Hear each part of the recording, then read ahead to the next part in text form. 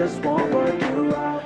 I am ready for your action, just won't work you out. You should get up on. Welcome back to Rubbin Minds here, and it's a special debate edition brought to you by Enough is Enough, and Ebuka and I see here, and we have a new set of debaters, and very interesting persons, and they are Aderinsola Abiola, the Secretary of the APC Youth Forum, and Josephine Washima, the Senior Special Advisor to the President on Job Creation. Thank you for coming, guys. Thank you for having us. Okay, so I'm going to ask a question on employment, because we know for a certainty that the rate of unemployment has increased in the last 5 years. Yes. So I'll start with the APC representatives. Aderinsola, what does your party have in mind and plan for the unemployed youths watching now? Okay, well, first things I would like to correct is I'm not a secretary of the APC Youth Forum. I'm the PRO of the APC Young Women Forum. Okay. So that's just to note that towards women empowerment and creating spaces for young women in politics. Then on unemployment, I would like to say this. We all know that the national average is above 54%, and that's actually putting it mildly. In the past 6 years, unemployment has skyrocketed. It wasn't this high before, now it's actually quite high, and there's no point in spending so many years in school and then not having jobs when we graduate. So now the thing is, I will make reference to the fact that if we have a national average of about 54%, there is one state in this country with the lowest unemployment rate, and that is Osun. It stands at 3%. This is statistics as released by the National Bureau of Statistics. So it's not us in APC cooking up stats and figures just to convince people. It's actually what it is. It's at 3% there. So it's not just about coming here to say after 6 years I'm going to do this and all that. We're not going to campaign with just words and actions. It's not just about what we're going to do. Yes, we haven't had the opportunity to lead this country as a whole, but then we have had considerable success achieved in our states on the issue of employment. Osun State is closely followed by states like Lagos and Ogun when it comes to issues of the statistics on low unemployment rates, and that is because the governors in these states have focused on youth empowerment, on creating a conducive environment for investment, on helping SMEs grow. So these are the things that we are going to replicate. Osun has the OES scheme. Ekiti had a similar program for young farmers, and they were doing it really well, although I don't know how that program is faring now under the current PDP governor. It seems he's more concerned with fighting our candidates, so I don't even think he's taking care of the welfare of his people at the moment. So on unemployment, there's a provision in our manifesto for having a program to train young people on skill acquisition, entrepreneurship, and then, of course, there will be a stipend paid to them. Now, many people have argued that our plans seem to not be realistic because we're saying we're going to have a stipend paid to people. But one thing I want young Nigerians out there to know is that the fact that something is happening in a particular way doesn't mean it has to be like that or that that's the right way for it to happen. If there's a system that does not put the welfare of young people at the front burner, we are assuring them that the APC will. We've done that in our states, and we will do it at the national level. Thank you. I apologize for having not stated initially the time that both of you have. So the first person has 3 minutes, the second person has a rebuttal of 2 minutes, and then you have 1 minute to reply.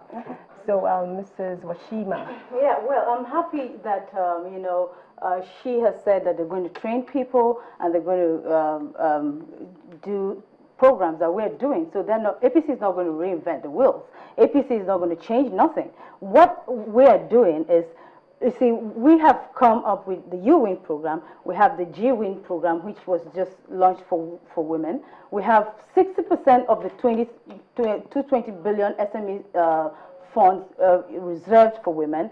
And we also have the Ministry of Agriculture paying particular attention to women. And if we all recall, the second phase of U-Win was dedicated to just women in Nigeria because we realized that women didn't go for the first phase. Probably, maybe we weren't well informed, or they didn't think that it would be such a huge success. And when it became such a huge success, Mr. President particularly thought that it was important that women were carried along. You see, in unemployment, I've seen Ms. Abiola, I've heard her talk before. She's a very intelligent person. She's a PR person, but she comes from a very privileged background. And unemployment, you need to get your hands dirty. You need to go to the villages. There's a gap. There's a link between empowerment of rural empowerment and urban empowerment. And when you really want to get to the crux of empowerment, you need to do rural empowerment. And when you're doing rural empowerment, you need to get your hands dirty. So I don't know how much of their hands they're ready to get dirty, but we have gotten our hands dirty, and that's why you can see that in the agri sector, we're doing hugely, we're doing a lot to empower women and create employment, and create jobs and generate employment. Okay, well, thanks for the compliment regarding my intelligence. You're welcome. But then I probably should have warned you not to have gone there, because now I think, first things first, on UN, well, in the words of a friend, no country revolutionizes its labor sector with a business plan, lottery, or competition. If you're going to tackle the issue of unemployment, then you make sure you do it as in you take a holistic approach to it. It's not about telling 10,000 people submit your business plan and then you pick 50 at the end of the day. You give them in installments. Some don't even get the full capital that they need. If we're talking about UN is something you do when you don't have an unemployment crisis. UN is something you do when people have jobs and they think, oh, okay, maybe I don't like where I work and I want to change this.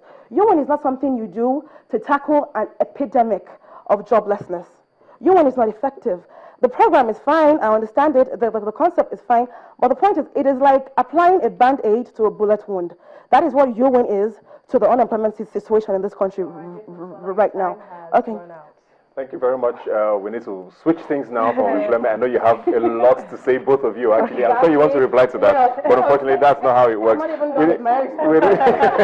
We need to, that's why debates are the way they are. Let's move on now to women affairs now, and it's something that I know Mr. President has campaigned a lot on, about how he's giving 35% to women on appointments and all of that. There's a debate about, is it not tokenism doing that? What are you doing to help them with elective positions? What is going to be happening differently if he gets re-elected? You see, what will be happening, we don't do things differently, but we build on existing structures in the PDP, okay? What we're going to be doing, I am one of the beneficiaries of Mr. President's campaign promises. I'm a lady, and I got appointed without knowing him, but based on my precedence as a human capacity developer. So I know that he kept, okay? Now, we have discussed just before the campaign started properly. We have discussed how women were going to be empowered in elective positions, and we decided that PDP, you know that right now the PDP does not, women don't have to pay to take to get their nomination forms from the PDP. So that is one way that the PDP has ensured that women are carried along electively. And another way that PDP is ensuring that women are being carried along, if you watch the way the PDP women rally is going, you see that all the people working from the security to everybody else there are all women. And for the first time, you have women going to the Nigerian Defense Academy and graduating as soldiers. You have women pilots being trained by PTDF and other government initiatives. So the PDP is a well-grounded party that is very interested, and Mr. President also is not a man that goes back on his word. So if somebody has a different, view or idea, that is you're entitled to your view. But for me, you see, campaigning is marketing. It's not a fight. You have to market what you have. If I want to buy it, I will buy it. If I don't want to buy it, then that's left to me.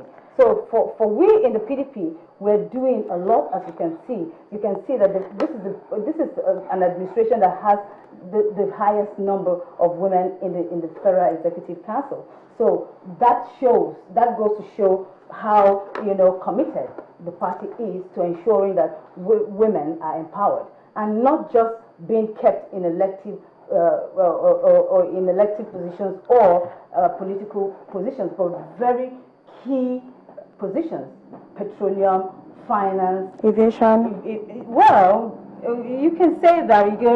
We know the APC for wanting always being negative. You never talk. I'm not being negative. I was helping her out to the point. You don't need to, because I didn't help you out. Okay, then I apologize for being helpful. Okay. All right, thank you very much, Josephine. You obviously have a lot to say. I do. So go ahead.